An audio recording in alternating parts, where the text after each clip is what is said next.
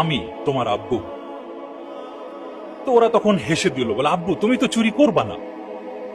আমি বললাম হ্যাঁ আমি চুরি করব না, কিন্তু ধরে নাও এমনটাই হলো।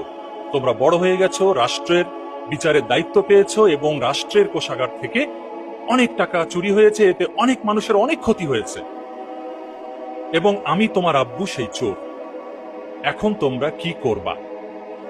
বিশ্বাস করেন, ওদের চোখ ভিজে গেল। আমি দেখলাম দুজনার চোখ ভিজে গেল। 3 থেকে 5 সেকেন্ডের মধ্যে জবাব দিল, আব্বু তোমার হাত কেটে দেব।